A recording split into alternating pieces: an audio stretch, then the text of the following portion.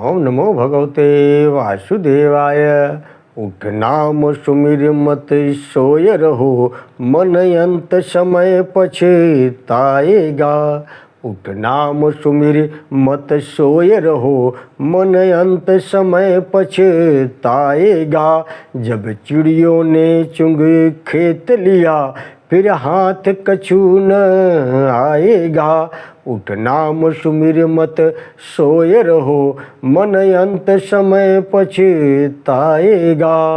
हास विलास में बीती उमरिया, बहुत गई रही थोड़ी उमरिया।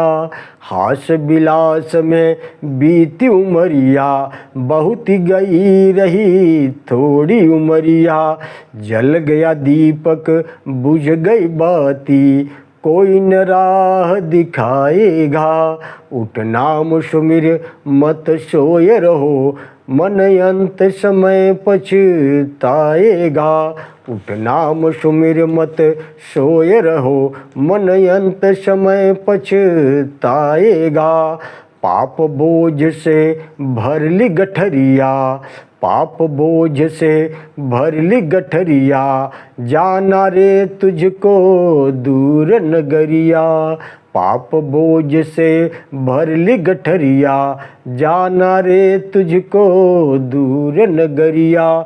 जैसा करेगा वैसा भरेगा, कोई न साथ निभाएगा। उठ नाम सुमिर मत सोय रहो, मन अंत समय पछताएगा। राम नाम धन भर लो खजाना, रहना नहीं ये देश बेगाना।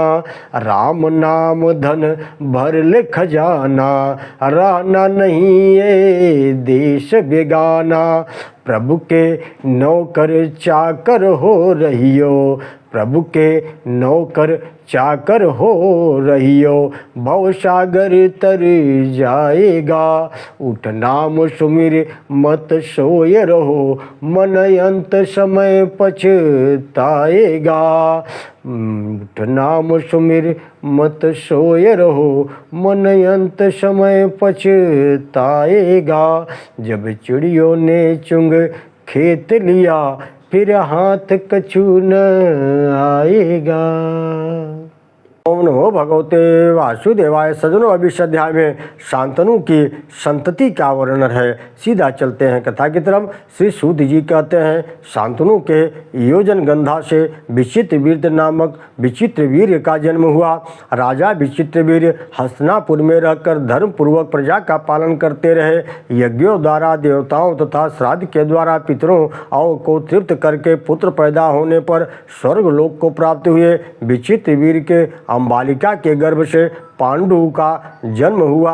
पांडु भी धर्मपूर्वक राज्य पालन करके मुनि के शाप से शरीर त्याग कर देवलोक को चले गए। राजा पांडु के कुंती देवी के गर्भ से अर्जुन नामक पुत्र हुआ। अर्जुन ने बड़ी तपस्या करके शंकर जी को प्रसन्न किया। उससे पाशुपत नामक अस्त्र प्राप्त किया उनसे, और स्वर्ग लोक के अधिपति इंद्र के शत्रु निवात कवच नामक दानवों का वध करके अग्निदेव को उनकी रुचि के अनुसार खांडव वन समर्पित किया। खांडव वन को जलाकर तृप्त हुए अग्निदेव से अनेक दिव्य वर प्राप्त कर दुर्योधन द्वारा अपना राज्य छिन जाने पर उन्होंने अपने भाई धर्म युधिष्ठिर, भीम, नकुल, सहदेव और पत्नी द्रौपदी के साथ विराट नगर में अज्ञातवास किया।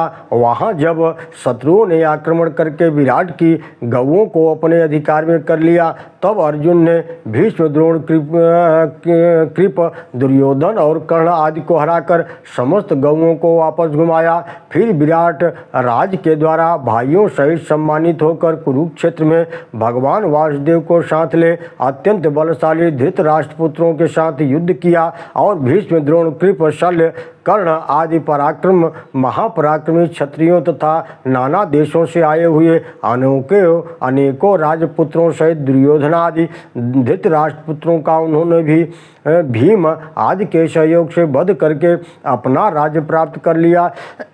फिर भाइयों सहित वे धर्म के अनुसार अपने सबसे बड़े भाई धर्मराज युधिष्ठिर को राजा के पद पर अभिषेक करके राज्य का पालन करके अंत में सबके साथ प्रसन्नता पूर्वक स्वर्ग को चले गए। अर्जुन को सुभद्रा के गर्भ से अभिमन्यु नामक पुत्र प्राप्त हुआ, जिसने महाभारत युद्ध में चक्रव्यूह के भीतर प्रवेश करके अनेक राजाओं को मृत्यु के घाट उतार दिया था। अभिमन्यु के उत्तरा के गर्भ से परीक्षित का जन्म हुआ। धर्मनंदन युधिष्ठिर जब वानप्रस्थ के धर्म के अनुसार वन में चल जाने लगे, तब उन्होंने परीक्षित को राजा के पद पर अभिषिक्त कर दिया। तब ये भी धर्म पूर्वक राज्य का पालन करके अंत में वैकुंठ धाम में जाकर अक्षय सुख के भागी हुए।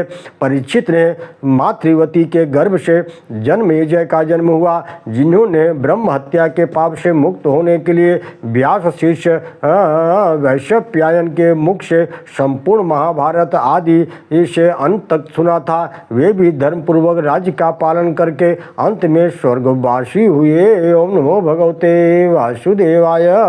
अपनी पुष्पवती के गर्भ से शतानीक नामक पुत्र हुआ, जिन्होंने धर्म पूर्वक राज्य का पालन करते हुए संसार दुख से विरक्त हो शौनक के उपदेश से यज्ञादि कर्मों के द्वारा समस्त लोकों के अधीश्वर भगवान विष्णु की निष्काम भावना से आराधना की और अंत में वैष्णव धाम को प्राप्त कर लिया।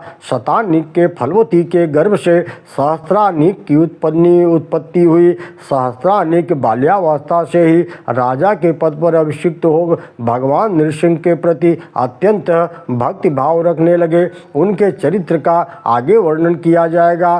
सहस्रानीक के मृगवती से उदयन हुए। वे कौशाम्बी में धर्म पूर्वक राज्य का पालन करके नारायण की आराधना करते हुए वैकुंठ धाम को प्राप्त हुए। उदयन के वसवदत्ता के गर्भ से नरवाहक नामक पुत्र हुआ। वह भी न्यायतः राज्य का पालन करके स्वर्ग को प्राप्त हुआ। नरवाहन के अश्वमेध दत्ता के गर्भ से क्षेमक नामक पुत्र हुआ। क्षेमक राजा के पद पर प्रतिष्ठित होने के पश्चात प्रजा का धर्म पूर्वक पालन करने लगे। उन्हीं दिनों म्लेच्छों का आक्रमण हो गया और संपूर्ण जगत संपूर्ण भूमंडल पे म्लेच्छों का उनके द्वारा पद ललित होने लगा। तब वे ज्ञान के बल से कालाप ग्राम में चले आए, जो उपर्युक्त राजाओं की हरि भक्ति और तथा चरित्र का श्रद्धापूर्वक पाठ या श्रवण करता है। वह विशुद्ध कर्म करने वाला पुरुष संतति प्राप्त करके अंत में स्वर्गलोक में पहुंचकर वहाँ सुदीर्घ काल तक सुखी रहता है। ओम नमो भगवते वासुदेवाय।